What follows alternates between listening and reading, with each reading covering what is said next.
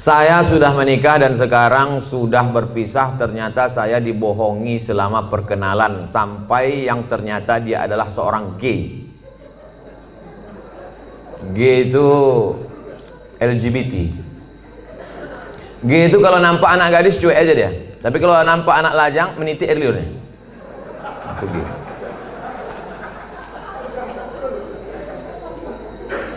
Yang paling banyak gay ini di Thailand. Makanya di sana ada musabaqah gay. Namanya Lady Boy. Muka lady, kaki boy. Yang paling hebat merubah buah-buah ini itu di Bangkok. Bisa dirubah orang itu, jeruk itu manis luar biasa. Bisa dirubahnya apel, bisa dirubah. Genetika tanaman bisa mereka buat. Bisa itu limau jeruk manis itu tak berbiji dibuatnya. Tapi yang lebih hebat, bisa orang pun tak berbiji dibuatnya. Itulah hebat. Luar biasa mereka. Ini gini. Oke, kita lanjutkan. Hati saya hancur Pak Ustaz. Jangankan ibu, saya pun ikut merasakannya. Coba, saya ini udah sampai pada level bisa merasakan perasaan orang lain. Bagaimana perasaan seorang perempuan, dianggapnya inilah akan menjadi imam dia. Ternyata pas disuruh jadi imam, bang kau jadi imam, aku aja lah. Cuma perasaan dia. Dah, mohon Ustadz beri doa membuat hati saya tenang dan ikhlas atas diri saya. Adakah yang terjadi di dunia ini di luar kuasa Allah? Saya tanya sekali lagi, adakah yang terjadi di dunia ini di luar kuasa Allah?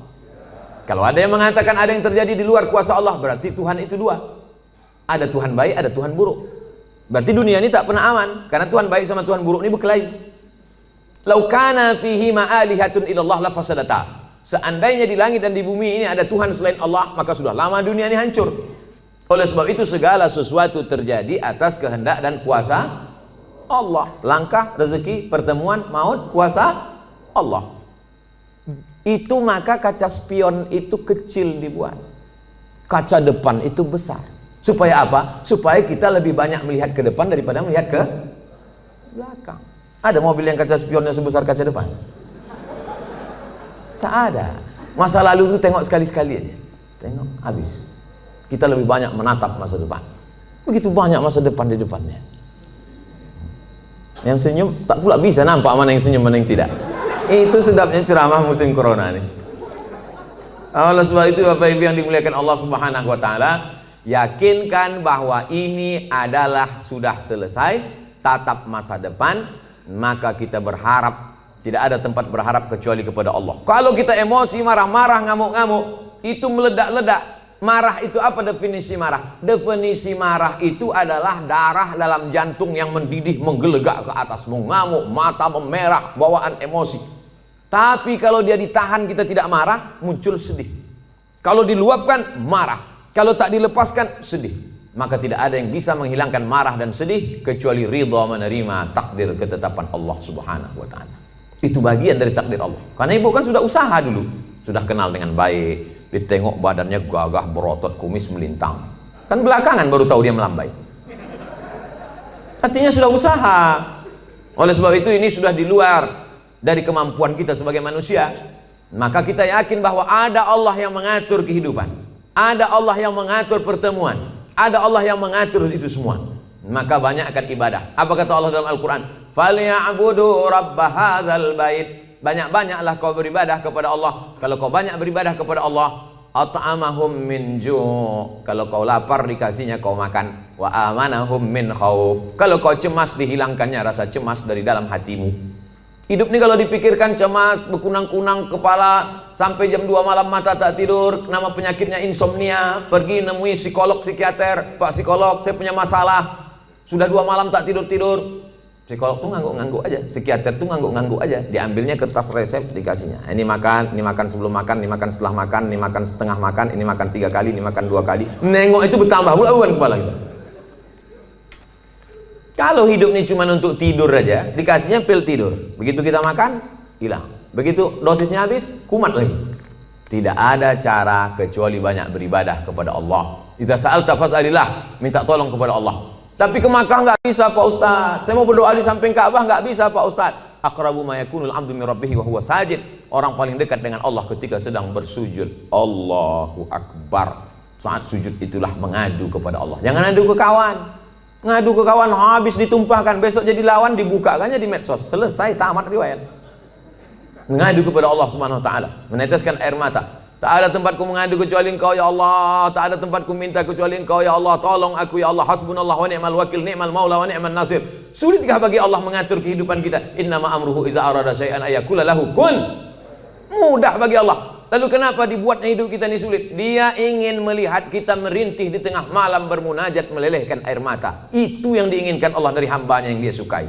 Oleh sebab itu, tanamkan dalam diri kita, aku dicintai Allah, aku disayangi Allah, aku disukai Allah. Allah menyelesaikan setiap perkaraku, Allah memperhatikan aku, Allah melihat aku, Allah mengatur kehidupanku.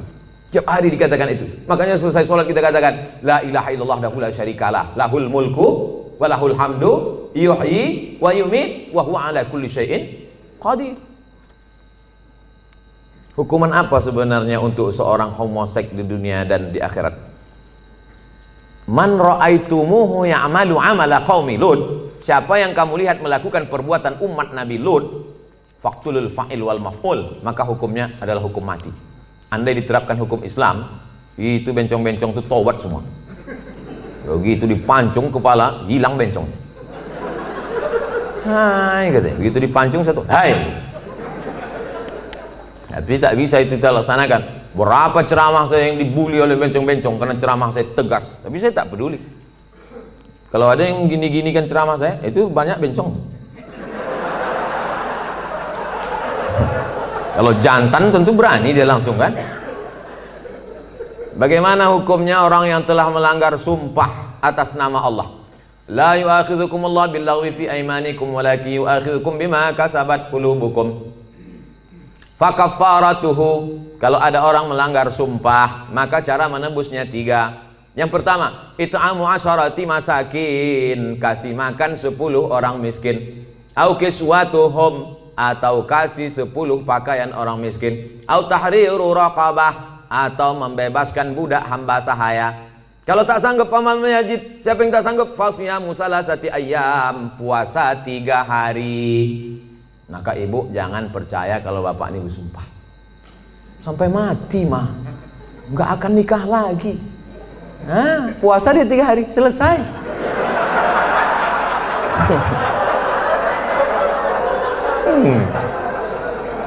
Jadi saya ketemu sama bapak-bapak, bapak-bapak, Ustadz, aku dulu Pak Ustadz sudah bersumpah aku sama biniku, aku tak akan, walaupun kau mati meninggal dunia, aku tak akan nikah lagi sampai mati. Terus ini istri bapak, iya 3 hari dia meninggal, nampakku yang lain katanya. Tapi bapak udah bersumpah, puasa aku 3 hari gitu. Hati-hati, mohon maaf Pak, aku bukakan pula ceritanya. Akhirnya kartu bapak tak bisa lagi dipakai kan. Itulah baiknya saya sama ibu-ibu. Apakah ada taubat bagi orang yang telah melanggar sumpah itu Pak Ustadz? Dia sudah memain-mainkan nama Allah. Maka menebus sumpah itu hanyalah sekedar menebus perbuatannya. Tapi perbuatan dia, salah satu la yanzurullahu ilaihim. Ada 3 orang yang tidak dipandang Allah pada hari kiamat. La yukallimuhumullah, tak diajak bicara oleh Allah. Walahum azabun alim, mereka diazab dengan azab yang amat sangat menyakitkan. Siapa itu? Orang yang bersumpah palsu, terutama dalam berdagang. Berapa ini harganya? Aku tak ada ngambil untung, ini aku jual modal aja nih, demi Allah. Mana ada orang jual modal? Kau kalau bohong jalan 4 kali. Tak ada orang jual modal, pasti dia ngambil untung. Udahlah bohong, mau melakukan barang, itu tak dipandang Allah, tak dilihat Allah pada hari kiamat. Apalagi yang bersumpah-sumpah itu, pakai Quran pula itu di atas. Saya bersumpah akan menjadi PNS, bersedia ditempatkan di seluruh Indonesia dari Sabang sampai Papua, bersedia 3 hari tempat sana, balik ngurus surat pindah. La ilaha illallah. Mudah-mudahan yang sudah bersumpah nih taubatnya diterima Allah SWT. Banyak juga.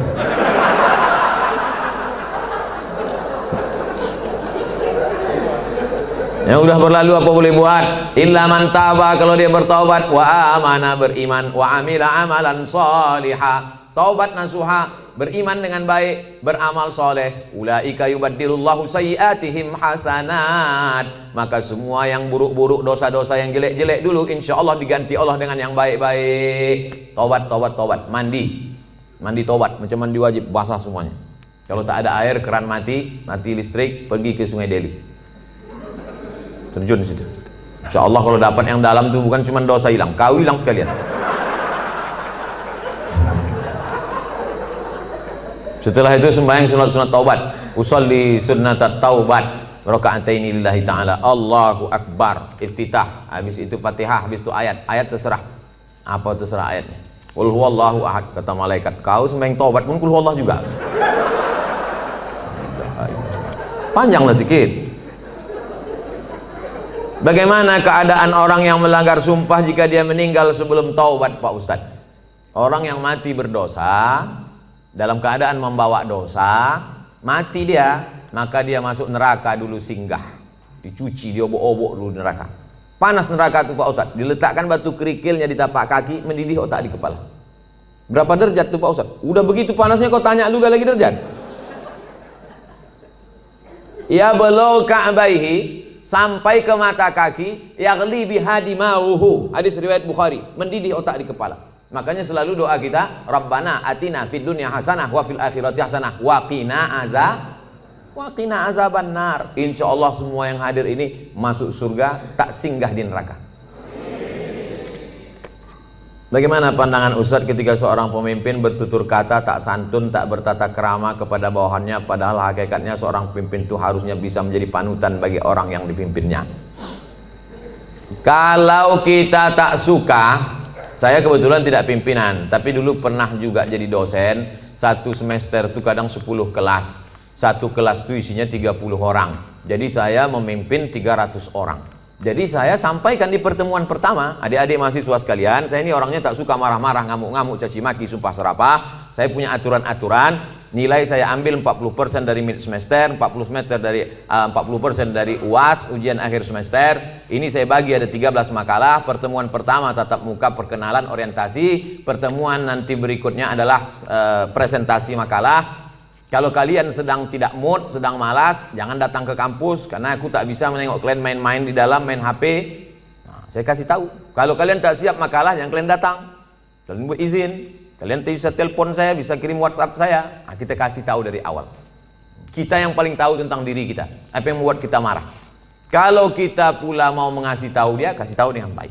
Jangan kita marah kepada ini, kita lampiaskan ke sini. Qaulun ma'rufun, ucapan yang baik, wa maghfiratun, pemberian maaf, khairun, lebih baik. Pimpinan juga tak bisa marah-marah. Apa titel Bapak tuh? Mudah marah.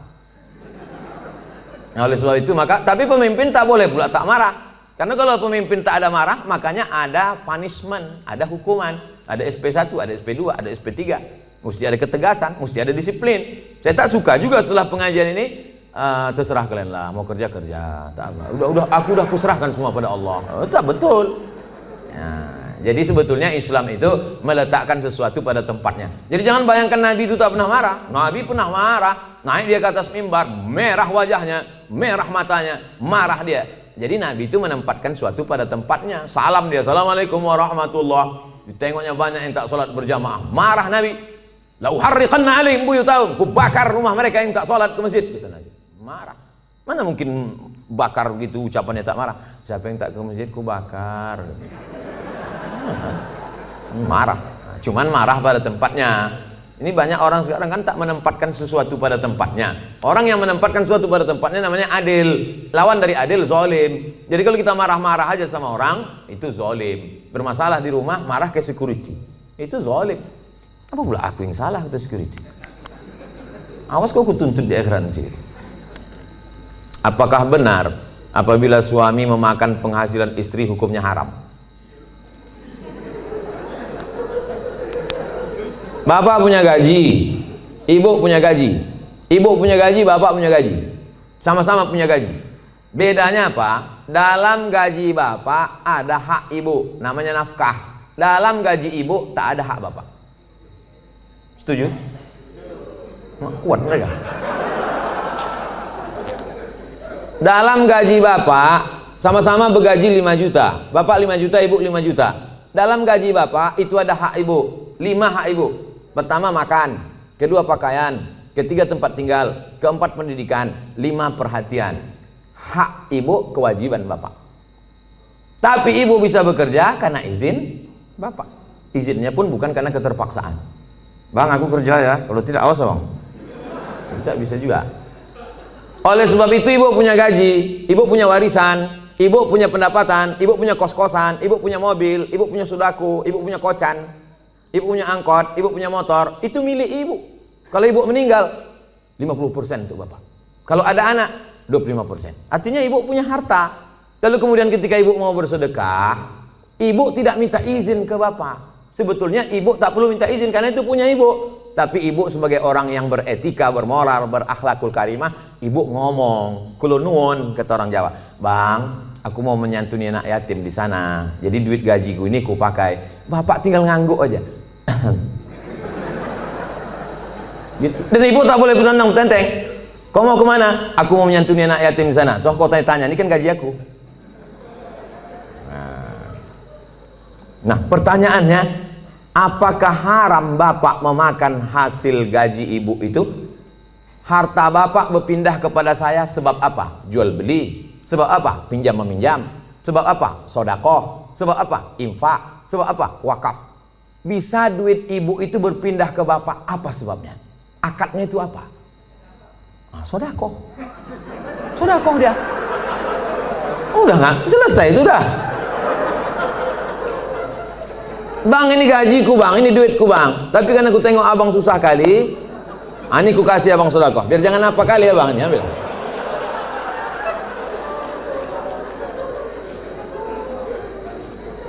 Assalamualaikum Ustaz. Semoga Ustaz sehat-sehat. Amin. Mau tanya Ustaz, apa hukumnya orang tua yang tidak mengakikahkan anaknya? Apakah masih bisa apa hukumnya orang tua tak mengakikahkan anaknya? Kullu mauludin, setiap anak yang lahir rohinatun, tergadai. Jadi kalau mobil kita tergadai, STNK BPKB kita gadaikan, setelah ada duit kita tebus. Maka anak kita ini tergadai. Bagaimana cara menebusnya? Tulbahu anhu yawma sabi'ihi. Sembelihkan kambing hari ke-7. Yuhlaku, cukurkan rambutnya. Wa yusama, kasih nama. Nama yang baik-baik. Siapa nama anak kau? Alan Nuari. Kenapa itu kau kasih? Lahir di jalan bulan Januari.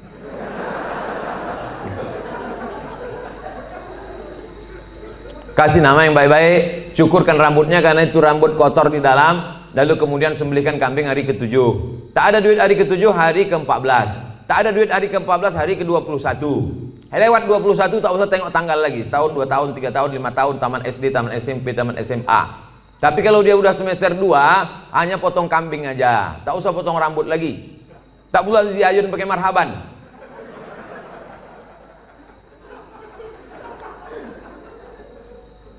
Apakah masih bisa diakikahkan setelah anak itu sudah besar Pak Ustadz?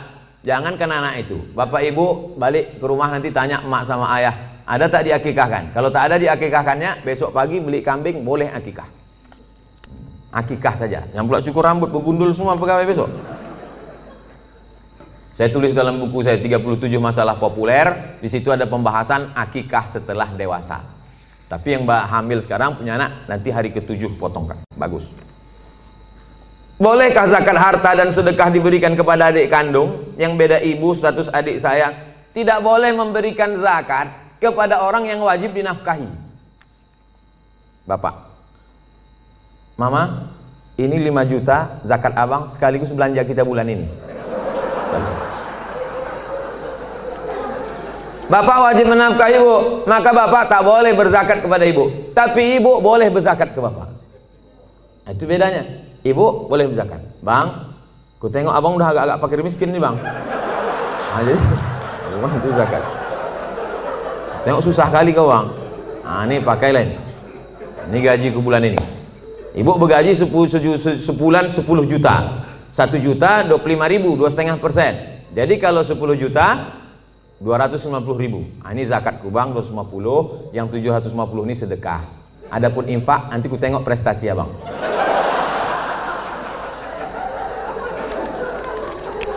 Nah, kaedahnya tak boleh berzakat pada orang yang wajib kita nafkahi. Tak boleh berzakat kepada anak. karena anak itu wajib kita nafkahi. Nah sekarang adik, apakah adik itu wajib kita nafkahi? Tidak. Yang wajib dinafkahi itu siapa? Istri, anak, cucu, mertua, orang tua, yang hubungan langsung. Itu yang wajib kita nafkahi. Orang yang tak wajib kita nafkahi boleh kita kasih zakat. Kalau kita bersedekah pada orang jauh, nilainya 1 sedekah. Tapi kalau kita bersedekah pada orang dekat, nilainya 2. 1 sedekah, 1 lagi silaturahim. Tapi banyak orang tak mau sedekah ke keluarga dekat. Kalau sedekah sama orang lain. Kok kenapa tak sedekah sama saudara? Payah saudara nih Pak Ustadz, dikasih sikit-sikit kali kata dia. Bagaimana menghadapi suami yang berselingkuh?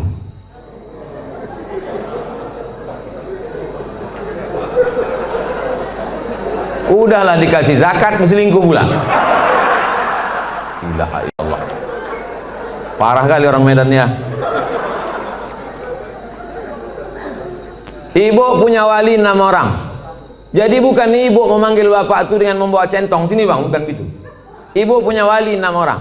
Pertama ayah, yang kedua atuk opung, yang kedua abang ayah, yang ketiga adik ayah, yang keempat abang. Yang pertama ayah, yang kedua datuk opung, yang ketiga abang, yang keempat adik laki-laki, yang kelima abang ayah, yang keenam adik ayah. 6 wali ibu itulah yang menyelesaikan ini. Maka dipanggilnya lah, setan sini kau sebentar. Orang berselingkuh itu mesti gitu manggilnya. Tak pula kita panggil kepada menantu kami silakan datang. Mana naiklah tengkuk dia. Kalau ada yang polisi, tentara situ, cabutkan pistol, letakkan di atas meja itu, pang, letakkan, biar tahu dia. Walaupun tak ada pelornya. Ku dengar kau udah selingkuh. Kemarin tertangkap screenshot SMS, ini dia kan, di foto perempuan itu kan. Kau jangan macam-macam. Kau berhenti selingkuh. Kalau kau tak berhenti, jadi kasih dia mop, di mop dia sedikit. Habis itu berhenti. Iya Pak, aku stop nih. Ada berhenti dia. Tinggal lagi ibu. Mau ibu menerima barang second nih?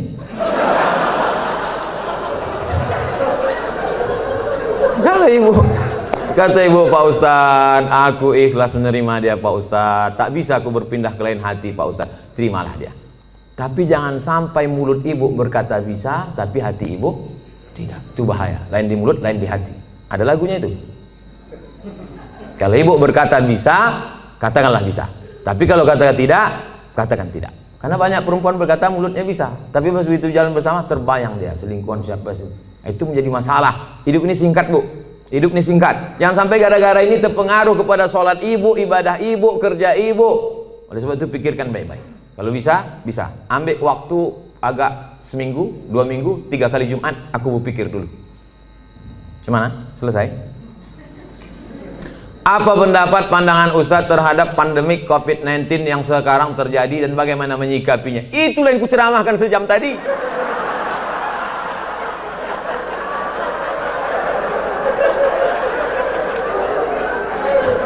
Itulah yang kucakapkan dari tadi. Mungkin pertanyaan ini ditulis sebelum tadi datang diserahkan ke panitia. Jadi sebetulnya sudah terjawab. Kalau tak terjawab juga, tinggal tonton aja Ustadz Abdul Somad Official Channel. Subscribernya udah 1 juta. Mana tahu nanti dicarinya yang mana channel itu yang ada 1 juta subscriber. Jika kita mengetahui bahwa pasangan hidup kita telah mengikuti ajaran Syiah, apa yang harus kita lakukan? Apa hukumnya? Perbedaan kita dengan Syiah ini 5. Yang pertama, Syiah wajib mengimani imam 12. Sedangkan rukun iman kita 5. Antumina billah wa malaikatihi wa kutubihi wa rusulihi wa yaumil akhir wa biqadri khairihi wa syarrihi. Sedangkan dia ada rukun imannya lagi, beriman kepada imam yang ke 12 imam. Siapa yang tak percaya kepada imam 12 kafir. 2, mereka mencaci maki sahabat Nabi. Karena kata mereka setelah Nabi meninggal itu mestinya penggantinya Sayyidina Ali. Lalu kata mereka Abu Bakar dengan Umar itu merampas khilafah Ali. Dan sahabat yang lain diam melihat kebatilan. Maka sahabat-sahabat Nabi itu kata mereka kafir. Yang ketiga, kata mereka ada Quran yang disebut dengan Mushaf Fatimah. Tebalnya 3 kali lipat daripada Quran ada kamu sekarang. Kenapa buktinya musabaqah tilawatil Quran mereka pakai Quran yang ada sekarang? Kata mereka sebelum Imam Al-Qaim mereka menunggu imam yang ke-12. Imam yang ke-12 itu katanya bersembunyi di Sirdab, di bukit di Irak dalam terowongan. Itu mereka tunggu-tunggu, belum keluar lagi. Nanti kalau keluar imam yang ke-12 itu, dibawanya kitab yang asli, sementara yang asli itu datang, pakai aja yang KW ini dulu, kata dia. Yang keempat, mereka ada meyakini namanya taqiyah.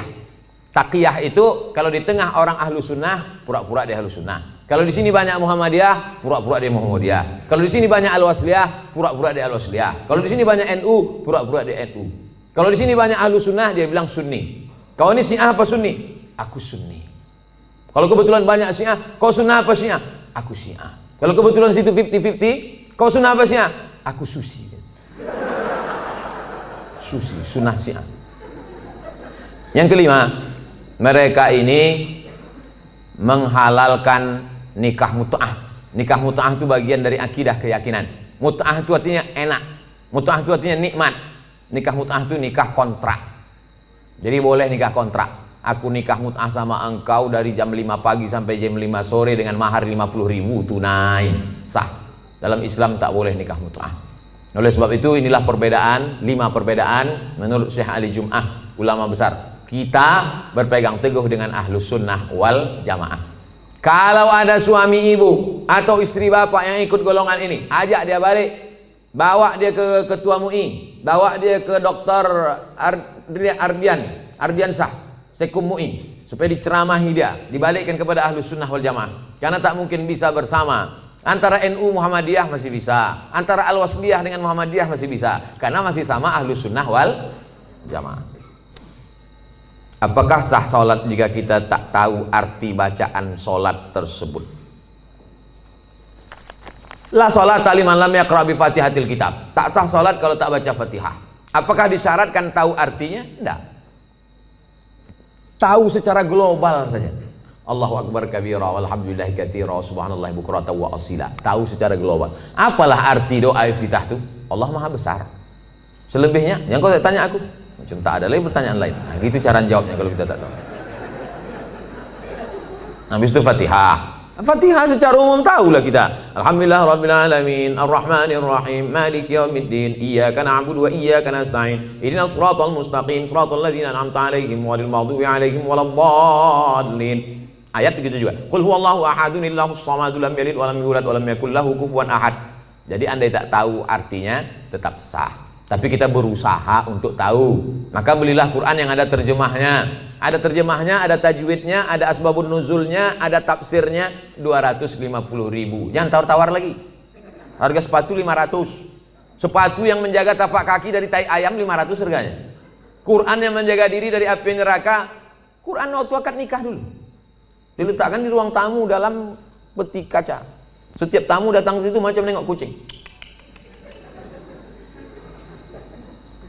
Mana yang lebih diutamakan, ibu atau istri? Ibu-ibu mesti berkata, aku milik suamiku, suamiku milik ibunya. Banyak yang mengangguk. Yang tak mengangguk ragu dia. Aku milik suamiku, suamiku ini milik emaknya. Ibu kenal bapak ini kan setelah dia kerja, setelah dia 22 tahun, setelah dia tamat, setelah dia kuliah, setelah dia punya duit. Dulu waktu tapak kakinya 2 jari, panjangnya sejengkal, kenal ibu sama dia? Mana kenal? Oleh sebab itu muliakan dia dengan memuliakan ibunya. Bapak juga begitu. Bapak muliakan ibu bapak di depan istri bapak. Kehormatan, kemuliaan. Adinda, ini emakku. Tak ada mantan emak, mantan bini ada. Oleh sebab itu maka ini tak bisa dibenturkan, jangan dilagakan ini antara emak dengan ibu ini. Oleh sebab itu maka ini masa lalu, yang ini masa depan. Maka insya Allah bapak ibu bisa menjaga. Waktu kemudian kita menyampaikan nanti waktu bapak punya anak perempuan, bapak sampaikan itu, hai anakku, kau perempuan, kau punya laki, kau punya suami, suamimu itu punya emak. 3 kali nak Nabi menyuruh berbakti kepada dia. Jangan sampai mak tua umur 80 tahun datang ke rumah, nak mintalah duit kau 50.000, mak belum makan lagi. Apa kata si abang tuh? Sebentar ya mak, aku tanya biniku dulu. Kalau ada bapak yang begini, insya Allah selamat dari azab kubur. Saking kan menderitanya udah di dunia ini. Nah, oleh sebab itu maka jangan benturkan antara dua ini. Karena dua ini perempuan-perempuan yang luar biasa. Emak bapak dicium tapak kakinya masuk surga, istri bapak, anak-anak bapak masuk surga karena dia. Maka mereka adalah perempuan-perempuan yang luar biasa insya Allah. Apa hukumnya debitur yang mau hijrah tapi masih memiliki kewajiban di bank dan hanya mau membayar tunggangan pokoknya saja, tunggakan pokoknya saja, tapi tak mau membayar tunggakan bunganya. Laporkan dia ke polisi. Kau dulu waktu minjam duit ini tak tahu kau neraka. Sekarang giliran bayar baru kau bawa neraka. Ini kan negara hukum. Jadi bapak-bapak kan negara hukum. Kan dulu kan ada tanda tangan materi 6.000. Saya akan bayar pada tanggal sekian. Kalau tidak barang akan disita. Kalau tidak, nah itu. Jadi tak bisa dia berkata, saya tak mau bayar bunga. Bunga ini haram. Jadi dulu yang nanda tangani siapa? Hantu. Jadi saya kasih tahu sama yang mau hijrah-hijrah, kalau kau mau hijrah, kau bom. Kalau kau takut ini riba, ada aset yang bisa dijual, ada kos-kosan, ada tanah, jual, bom kan ke sini, bam, selesai tutup, baru hijrah. Begitu caranya. Tak ada yang bisa kubom Pak Ustaz. Kalau kubom ini meledak semuanya, Hiroshima Nagasaki ini Pak Ustaz. Kau bayar aja cicilannya sampai lunas, bayar sampai selesai. Begitu, karena kita tinggal di negara kesatuan Republik Indonesia yang dipakai adalah hukum konvensional. Oleh sebab itu maka sesuai dengan perjanjian, bayar selesaikan. Kalau bisa dibom, bom. Kalau tak bisa, lunasi cicilan sampai habis.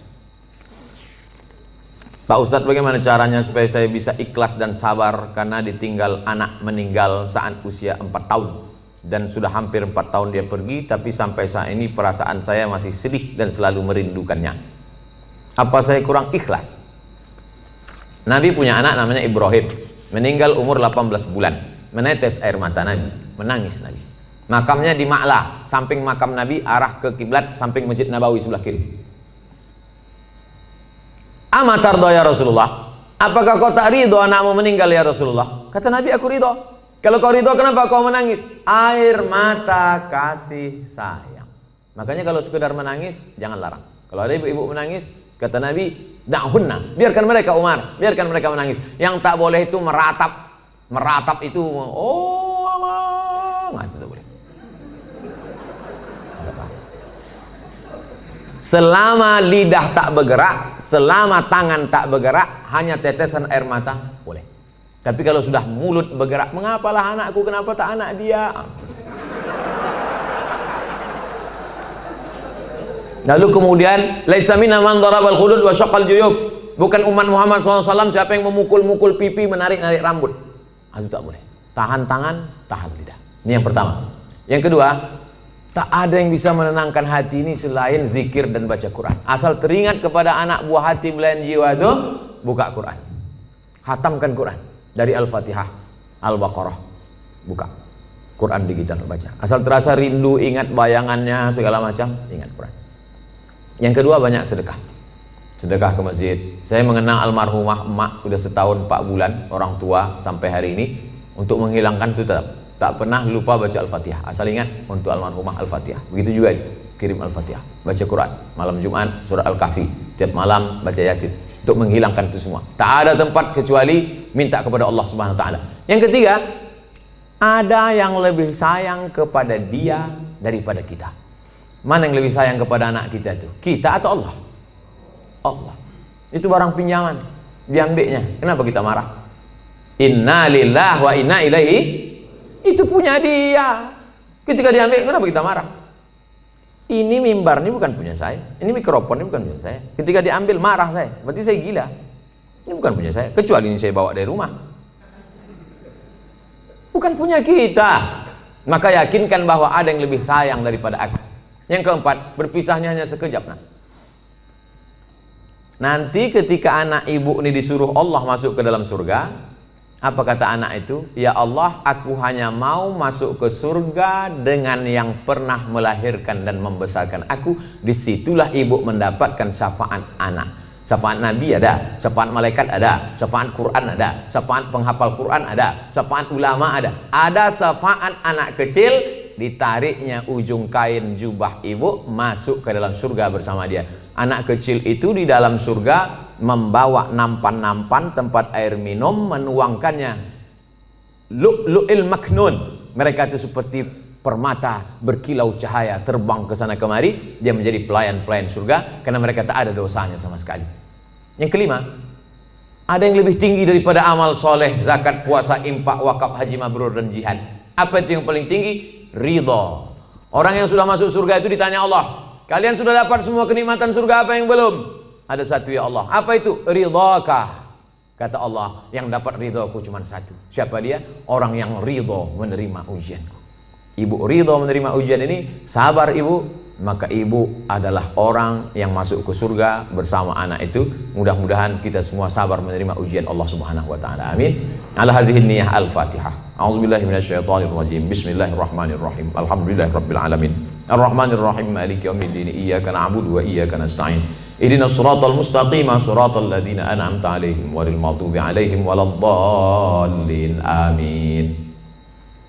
La tada' lana dzamban illa ghafartah. Pulang kami dari majelis ini dalam keadaan bersih dari dosa-dosa ya Allah. Wala aiban illa satartah. Tutupi cacat aib kami di hadapan-Mu, di hadapan manusia semua ya Allah. Wala maridan illa syafaitah. Ada yang sakit, maka sembuhkan dari penyakitnya ya Allah. Wala raghiban illa anjabatah. Yang belum punya anak, berikan anak yang soleh dan solihah. Wala mayitan ila rahimtah. Yang sudah meninggal dunia, lapangan kuburnya, terangkan barzahnya, dan jadikan keluarganya termasuk orang yang sabar. Alladzina idza asabatuhum musibah. Ketika musibah itu datang, lidahnya berkata inna lillahi wa inna ilaihi raji'un. Ulaika alaihim salawatun min rabbihim wa rahmah wa ulaika humul muhtadun. Mereka yang mendapatkan rahmat kasih sayang Allah, mereka lah orang-orang yang mendapatkan hidayah. Allahumma dafa'na al-wala wal waba wal fasha wal riba wal zina wal munkar. Angkat malapetaka bencana, bil khusus wabah COVID-19 ini dari negeri kami, bil khusus dari Sumatera Utara ini ya Allah. Allah mawafiqna lima tuhibbuhu wa tardah. Tanamkan taufik dan ridhamu dalam hati kami supaya kami beramal dengan amal yang Kau cintai dan Kau ridhai ya Allah. Allah marzuqnal istiqamata ala syariatil gharra wa tariqatil bayda. Berikan kami istiqamah supaya kami mati dalam keadaan husnul khatimah. Allahumma ja'al akhira kalamina inda intihai ajalina. Ketika ajal kami sampai, saat malaikat maut mencabut nyawa kami, jadikan yang terakhir keluar dari mulut kami la ilaha illallah Muhammadur Rasulullah sallallahu alaihi wasallam. Rabbana atina fid dunya hasanah wa fil akhirati hasanah wa qina adzabannar. Wa sallallahu ala sayyidina wa maulana Muhammad wa ala alihi wa sahbihi wasallam. Walhamdulillahi rabbil alamin. Taqabbalallahu minkum minna wa minkum taqabbal ya karim. Selama lebih kurang 90 menit kita bersama, banyak tutur kata menyinggung perasaan tak berkenan di hati. Saya mohon maaf kepada Bapak Dewan Komisaris, Bapak-bapak Direktur, para karyawan pegawai semuanya. Insya Allah kita semua selalu menjaga iman dan Islam. Mohon maaf, terima kasih. Wassalamualaikum warahmatullahi wabarakatuh.